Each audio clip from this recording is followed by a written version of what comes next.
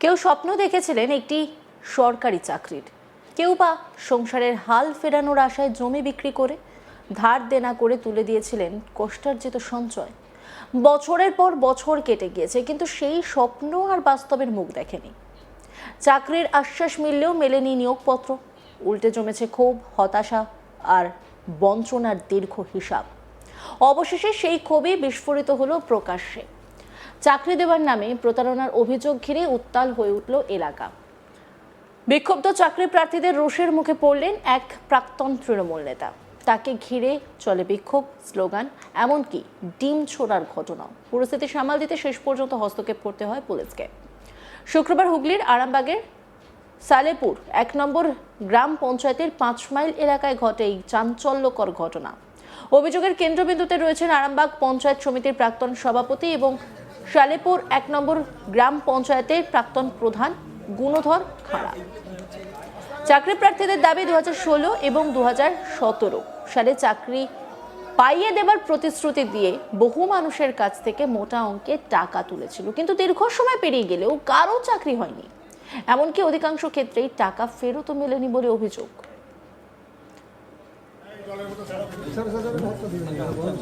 টাকাটা ফেরত দিয়েছিলেন?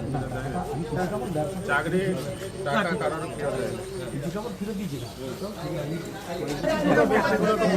নিয়েছিলেন?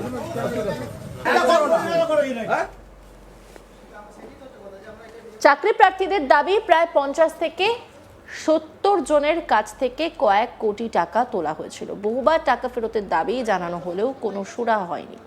সেই কারণে এদিন প্রায় ১৫ জন চাকরি প্রার্থী গুণধর খাড়ার ফার্মে গিয়ে সরাসরি টাকা ফেরতের দাবি তোলেন। পরিস্থিতি দ্রুত উত্তপ্ত হয়ে ওঠে। খবর পেয়ে ঘটনাস্থলে পৌঁছে যান বিজেপির নেতাকর্মীরা। তাদের উপস্থিতিতে শুরু হয় বিক্ষোভ। বিক্ষোভকারীরা গুণধর খাড়াকে ঘিরে ধরে টাকা ফেরতের প্রতিশ্রুতি লিখিতভাবে দিতে চাপ সৃষ্টি করেন। অভিযোগ, এরপর তাকে দিয়ে একটি মুচলেখাও লেখানো হয়। সেই সঙ্গে চলে ডিম ছোড়া এবং চোর চোর স্লোগান। ক্ষুব্ধ চাকরি প্রার্থীদের বক্তব্য, দীর্ঘদিন ধরে প্রতিশ্রুতির নামে তাদের সঙ্গে প্রতারণা করা হচ্ছে। তাই এবার তারা আর কোনো আশ্বাস নয়, সরকারি চাকরির আশ্বাস ছেড়ে দিয়ে তারা এবার সরাসরি টাকা ফেরত চাইছেন। অভিযোগকারী রীতা দাস কি বলছেন শুনুন।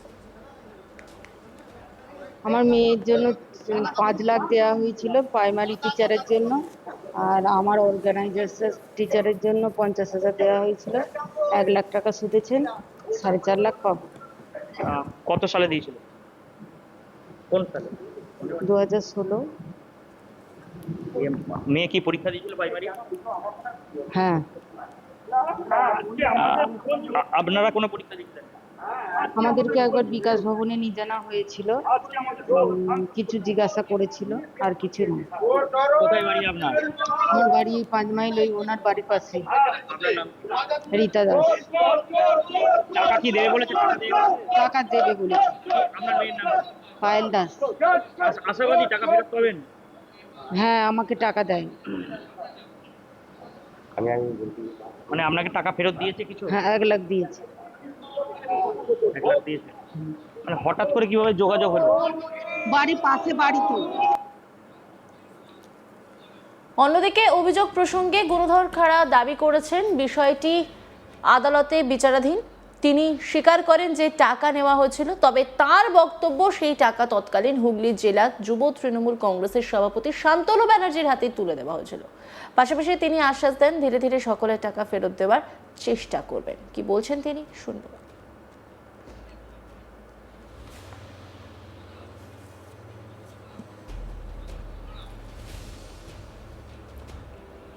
কিছু নয়, তৎকালীন সময় আমাকে যারা দিয়েছিল কর্মীদের চাপে পড়ে আমি নিয়েছিলাম, নিয়ে সেটা তখন আবার ভুল হয়েছিল, কিন্তু কর্মীরা অনুরোধ করেছিল, যারা দিয়েছে তারা অনুরোধ করেছিল, যারা দিয়েছিল তারা অনুরোধ করেছিল, আর যারা কর্মীরাও ছিল তারাও অনুরোধ করেছিল। সেই সূত্রে নিয়ে আমি দিয়েছিলাম। দেওয়ার পরে আমাকে সেখানে ইডি-সিবিআই ডেকেছিল, শান্তনু ব্যানার্জির কাছে দিয়েছিলাম।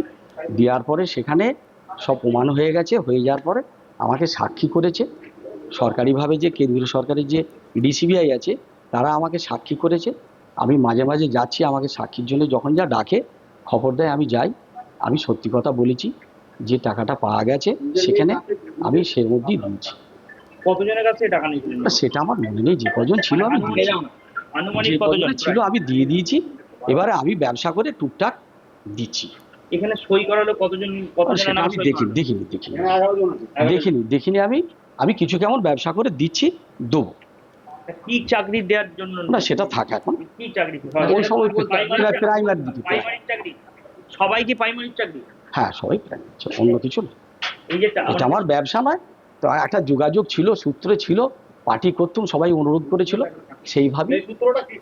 না, যোগাযোগ সূত্র বলতে কি, পার্টি করছি, পরিচিতি ছিল, সেসব বলেছি আমি, রিসিভের কাছে সব বলেছি। এই টাকাগুলো কিভাবে ফেরত দেবেন, তবে কি দেবেন? না, আমি দেবো, ব্যবসা করে আস্তে আস্তে দেবো, আলোচনা করবো, করে দেবো। মোটামুটি আনুমানিক কি 50 থেকে 100 জনের টাকা নিয়েছিলেন? না না না, যেটা আছে আমি দেবো, আস্তে আস্তে দেবো। কতজন তাও একটু যদি না, বলেন। সেটা আমার মনে থাকা সম্ভব না এখন, ওগুলো একটা অনেকজন। মানে এর মধ্যে কি কেউ চাকরি কারোর হয়নি বা চাকরি বাতিল হয়েছে এরকম? চাকরি কারোর হয়নি? হয় না, হয় না। কারোর চাকরি হয়নি? না না, আপনি স্যার টাকাগুলো কি করলেন? আমি তো সেখানে দিয়ে দিয়েছি তো। কাকে টাকা দিয়েছেন? শান্তনু ব্যানার্জি, শান্তনু ব্যানার্জিকে ব্যানার্জি। দিয়েছিলেন? সেটা আমি বলেছি, সেগুলো তো গোপন তথ্য, সেগুলো ওদের সব করা আছে। দেখো, সরকারি জিনিস এমন কিছু আছে, চাপ দিয়ে এইভাবে বলানো উচিত নয়, বুঝতে পেরেছো? সব জায়গায় ডিম মারা হচ্ছে, আপনাকেও ডিম মারা হবে, কি বলবেন? না না, ডিম মারা হয় না, এটা কিছু না।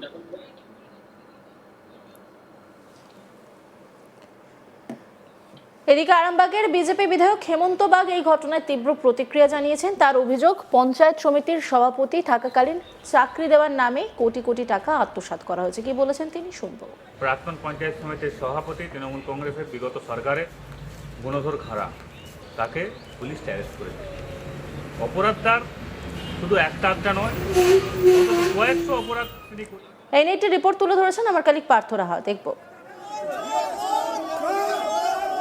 চাকরি দেওয়ার নামে প্রতারণা, সেই অভিযোগে এবার তৃণমূল নেতাকে ঘিরে বিক্ষোভ। হুগলির আরামবাগে দেখা গেল যে তৃণমূল কংগ্রেসের প্রাক্তন পঞ্চায়েত সমিতির সভাপতি, তাকে ঘিরে কিন্তু বিক্ষোভ দেখাচ্ছে সাধারণ মানুষ। আরামবাগ যে পঞ্চায়েত সমিতি রয়েছে, সেই পঞ্চায়েত সমিতির প্রাক্তন সভাপতি রয়েছেন গুণধর খাড়া। সেই গুণধর খাড়াকে ঘিরে এদিন দেখা গেল স্থানীয় বাসিন্দাদের বিক্ষোভ। তার বিরুদ্ধে যে অভিযোগ উঠছে, তিনি চাকরি দেওয়ার নামে লক্ষ লক্ষ টাকা তুলেছিলেন এবং সেই টাকা আত্মসাৎ করেছেন। বিজেপির তরফ থেকে এটা জানানো হচ্ছে যে গুণধর খাড়া এলাকায় যখন তৃণমূল কংগ্রেসের আয়ত্ত ছিল, সেই সময় কিন্তু তার একাধিক দাপট ছিল সেই এলাকা জুড়ে, এবং বিভিন্ন মানুষকে তিনি চাকরি দেওয়ার নাম করে প্রতারণা করেছেন, এমনটাই কিন্তু অভিযোগ উঠছে গুণধর খাড়ার বিরুদ্ধে। গুণধর খাড়া তৃণমূলের যে আরামবাগ পঞ্চায়েত সমিতির যেমন প্রাক্তন সভাপতি ছিলেন, পাশাপাশি কিন্তু আরামবাগের যে সালেপুর 1 নম্বর গ্রাম পঞ্চায়েত রয়েছে, সেই পঞ্চায়েতের প্রাক্তন প্রধান ছিলেন এই গুণধর খাড়া। তার বিরুদ্ধে এলাকার বাসিন্দারা যে অভিযোগ করছেন, তিনি প্রায় 50 থেকে 70 জনের কাছ থেকে কিন্তু চাকরি দেবে বলে তাদের থেকে টাকা নিয়েছিলেন এবং তাদেরকে চাকরি পাইয়ে দেননি। এই যে অভিযোগ, এই অভিযোগের পরে কিন্তু গুণধর খাড়াকে ঘিরে এদিন দেখা যায় আরামবাগ যে 5 মাইল এলাকা রয়েছে, সেই 5 মাইল এলাকায় তাকে ঘিরে ধরে বিক্ষোভ দেখাতে থাকে স্থানীয় বাসিন্দারা, এবং বিক্ষোভ দেখানোর সময় তাকে দিয়ে মুচলেখাও লিখিয়ে নেয় স্থানীয় বাসিন্দারা। এবং বিক্ষোভ চলাকালীন স্থানীয় বাসিন্দাদের যে জনরোষ, তা কিন্তু আছড়ে পড়ে তার উপর।